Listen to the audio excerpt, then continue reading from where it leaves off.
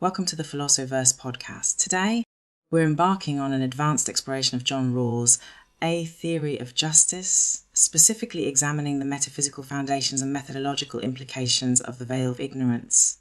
We'll be analysing how this thought experiment intersects with questions of personal identity, rationality, and the foundations of moral reasoning. Indeed. And what's particularly fascinating is how Rawls' theory represents a sophisticated attempt to bridge the gap between Kantian constructivism and social contract theory while avoiding the metaphysical baggage of traditional moral realism. Before we dive in, it's worth noting that Rawls' later work, especially Political Liberalism, substantially revised some of these foundations. Let's begin with the epistemological status of the original position. Rawls argues it's not merely a hypothetical construct, but a device of representation. Could you unpack the philosophical significance of this distinction? This is a crucial point that often gets overlooked. When Rawls describes the original position as a device of representation, he's making a complex meta-ethical claim. Unlike traditional social contract theories that posit a historical or hypothetical agreement, Rawls is engaging in what he calls pure procedural justice.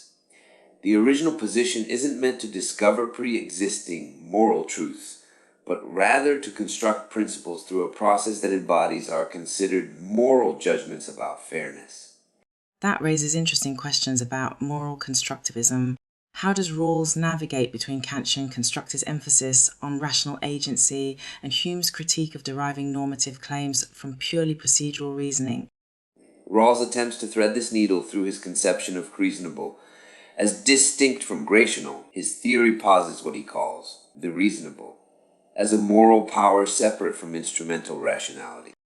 This moves beyond traditional Kantian constructivism by acknowledging that principles of justice emerge not just from pure reason, but from our capacity for reciprocity and fair cooperation.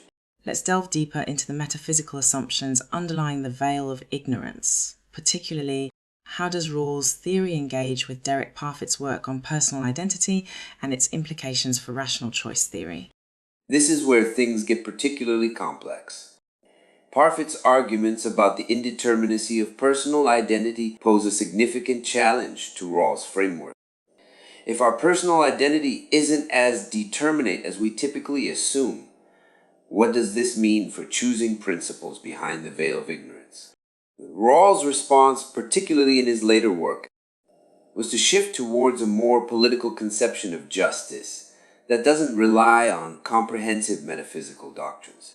This connects to T.M. Scanlon's contractualist approach. How would you compare Rawls' original position with Scanlon's test of reasonable rejectability? The relationship between Rawlsian and Scanlonian contractualism is fascinating. While both aim to ground moral principles in hypothetical agreement, Scanlon's approach differs in not requiring the thick veil of ignorance. Instead, he focuses on principles that no one could reasonably reject.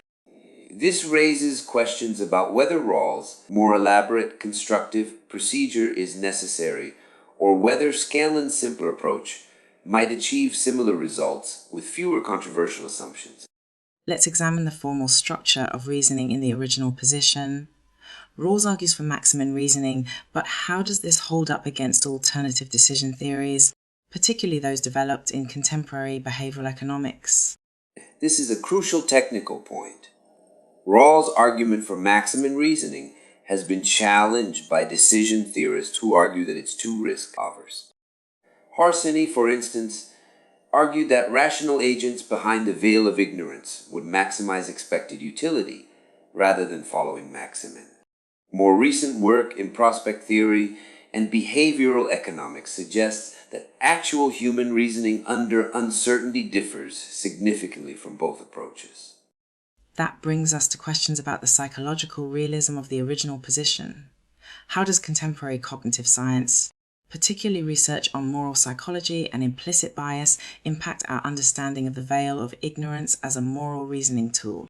Recent work in moral psychology, particularly by Jonathan Haidt and Joshua Green, suggests that moral reasoning is often post hoc rationalization rather than the kind of procedural deliberation Rawls envisions.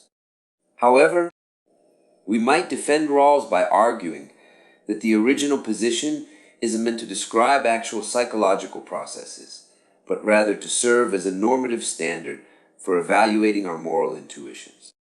Let's explore the intersection of Rawls' theory with contemporary debates in social epistemology. How does standpoint theory challenge or complement the idea of the veil of ignorance? Standpoint theorists like Miranda Fricker raise important questions about whether abstracting away from our social positions, as the veil of ignorance requires, might actually obscure important moral knowledge that comes from particular social locations. This connects to broader feminist critiques of the original position as embodying a masculine conception of the self as artificially separated from social relationships and contexts. That's a crucial point. How does Rawls' theory handle intersectionality and the complex ways different forms of advantage and disadvantage interact?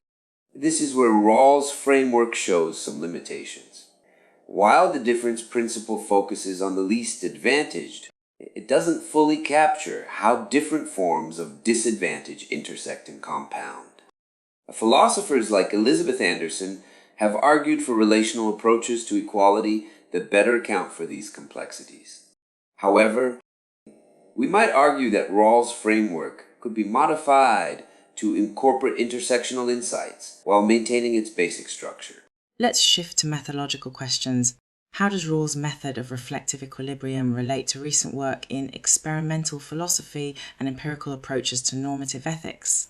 The relationship between reflective equilibrium and experimental philosophy is fascinating.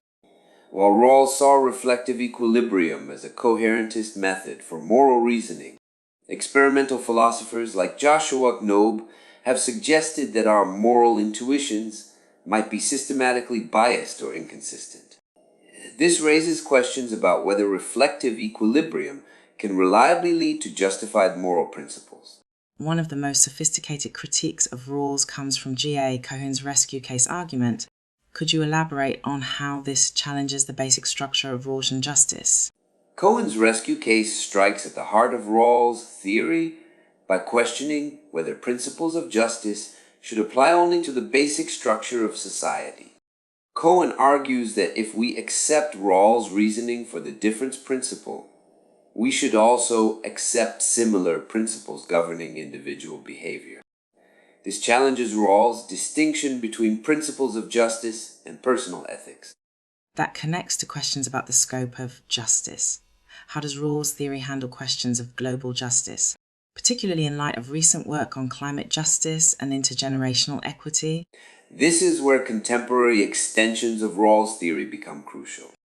Philosophers like Henry Shue have argued that climate change fundamentally challenges Rawls' framework by introducing forms of intergenerational harm that weren't contemplated in the original theory. Additionally, theorists like Charles Bates and Thomas Pogge have argued that globalizing the original position leads to much more demanding principles of global justice than Rawls himself accepted.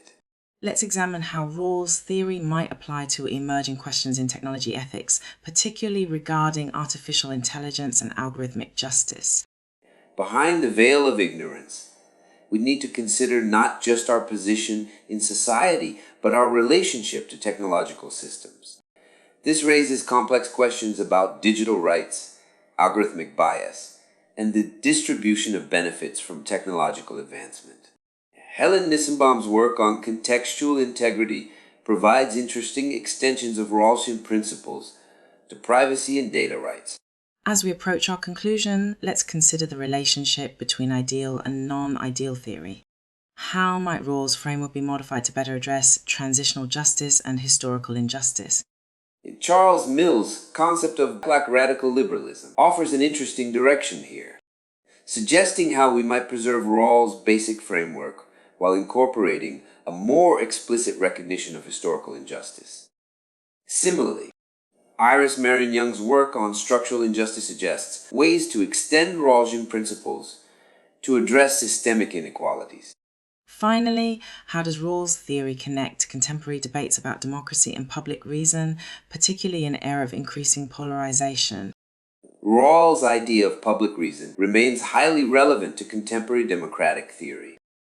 Philosophers like J. Arajan Habermas have developed sophisticated accounts of democratic deliberation that build on Rawlsian insights while addressing questions of pluralism and disagreement. The challenge is maintaining Rawls' commitment to reasonable pluralism while acknowledging the deep disagreements that characterize contemporary political discourse. This has been an incredibly rich discussion. For our listeners who want to explore these ideas further, we recommend engaging with the extensive literature on these topics, particularly the work of contemporary philosophers who have extended and criticized Rawls' framework in productive ways. Absolutely. The enduring value of Rawls' theory lies not just in its original formulation, but in how it has generated sophisticated debates about justice, equality, and the foundations of political philosophy. These debates continue to evolve as we face new challenges and develop new theoretical tools. Thank you for joining us for this advanced exploration of Rawls' theory of justice. And remember to visit our website for recommended readings on the topics we've discussed today. The journey through political philosophy is an ongoing one, and we're grateful to have you along for the ride.